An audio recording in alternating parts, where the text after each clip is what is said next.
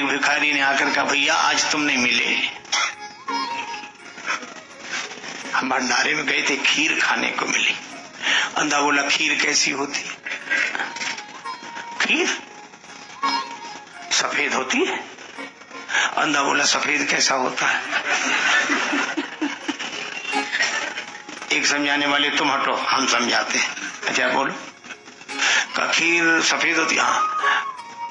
सफेद कैसा होता है? एक आदमी बोला, सफेद होता बगुला। तो बोला, बगुला कैसा होता है? तो उस अंधे का हाथ पकड़ के हाथ ऐसा टेढ़ा किया और बगुले ऐसे अंधे का हाथ फिराया। बोले, बगुला ऐसा होता, ऐसा। अंधा बोला, बाप रे, तो बड़ी टेढ़ी खीर रही हो।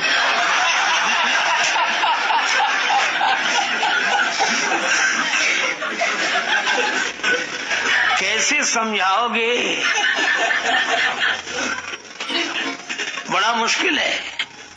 भगवान बुद्ध ने उन लोगों से कहा कि इसकी आंख का इलाज करा दो तो तुम्हें समझाना नहीं पड़ेगा। एक गांव था सूरदास नगर, अंधे ही अंधे रहे उसमें। हाथी निकला, घंटियां बजी, टन टन टन टन, अंधे दौड़े, चिल्लाकर बोले, भैया क्या है क्या है? महावत बोला, हाथी है। बोले, हमें देखना है। बोले, तुम्हारी आंख नहीं, तुम देखोगे कैसे? बोले, तुम तो हाथी को बिठाओ, हाथ से देख लेंगे हम तो। हाथी बिठा दिया गया। अब कुछ ने हाथी के कान पकड़े, कुछ ने सूंड, कुछ ने पांव, किसी ने पूंछ, किसी ने पीठ, ऐसे देख लिया। हाँ, लेकिन हाथी वाला तो चला गया। अंधों में झगड़ा शुरू।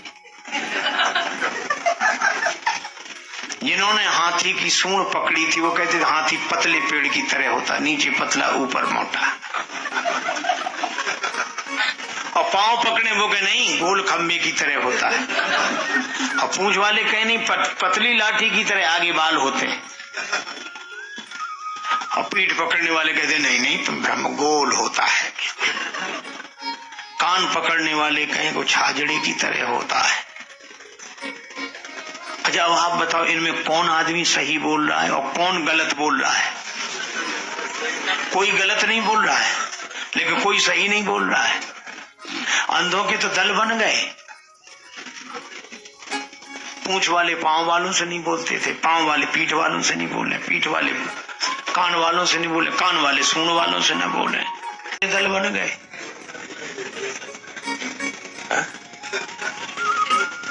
अब कुछ लोग आए शाम को जो कहीं गए थे, वो भी अंधे। हमारे गांव में तो बड़े आराम था, आराम से हम लोग मिलते जुलते थे। अब क्या हो गया? अरे कहा कि वो एक हाथी आया था, तो वो कहने लगे इससे हम पहले ही अच्छे थे जब हाथी नहीं आया था। और मुझे लगता है कि सारे झगड़े अंधों में ही होते हैं, अंधों के ही दल बनते हैं।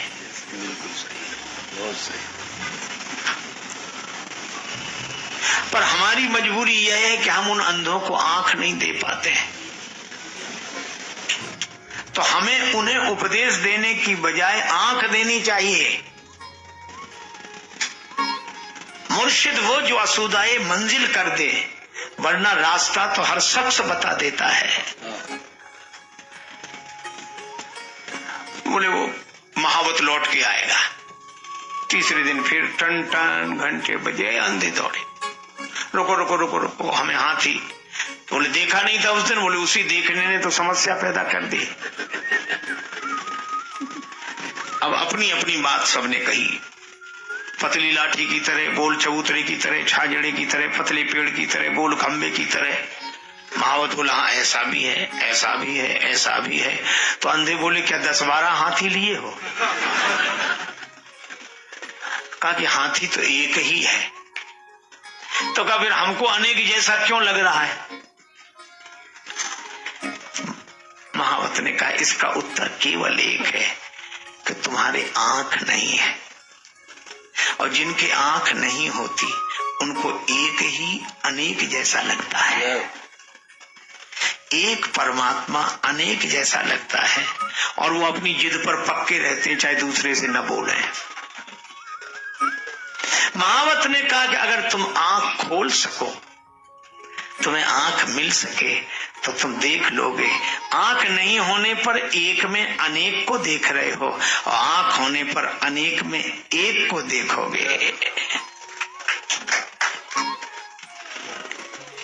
तो जिसे अपने अंधत्व का, अज्ञान का बोध नहीं हुआ, उसे ज्ञान का बोध क्या होगा। इसीलिए कहते जिसको नहीं है बोध तो गुरु ज्ञान क्या करे।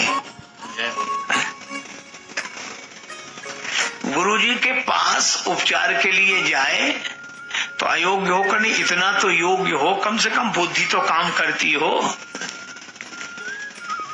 लेकिन हमारे यहाँ गुरुदेव के आगे सिर झुका देते हैं, और सिर झुकाने का अर्थ कि ये बुद्धि भी अब आपको समर्पित।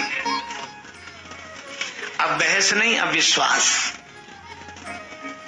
तो मैं आपसे चर्चा कर रहा था कि ब्रह्मा जी बुद्धि के देवता हैं, परम पवित्र हैं, बड़े ऊंचे हैं, लेकिन उनको भी लग रहा है निज करनी कुछ कतऊ न देखी, हमारा बनाया हुआ कुछ दिख ही नहीं रहा है। शंकर जी ने समझाया,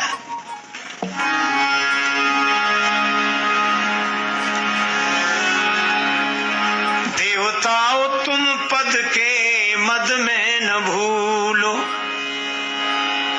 शादी श्री राम की है ये भी न भूलो, कर दिया सबको शिव जी ने आगाह है, अजीबा हवा है, अजीबा हवा है, अजीबा हवा है, अजीबा हवा है। आज श्री राम सीता का शुभ विवाह है, अजीबा हवा है, अजीबा हवा है, अजीबा हवा है, अजीबा हवा है।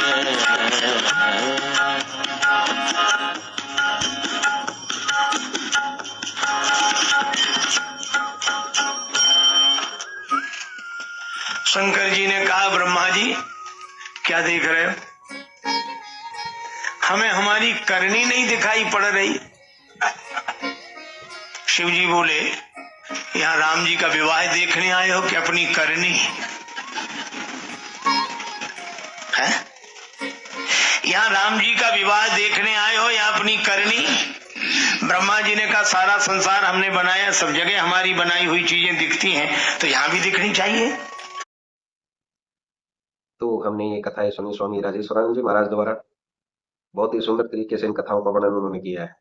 उम्मीद है आपको ये कथाएं बहुत पसंद आई होंगी। अगर आपको ये कथाएं पसंद आई हैं तो चैनल को सब्सक्राइब कीजिए, वीडियो को लाइक और शेयर कीजिए, ताकि इस तरह की प्रेरक और हास्य कथाएं हम आपके लिए लेकर आते रहें। आपका बहुत बहुत धन्यवाद।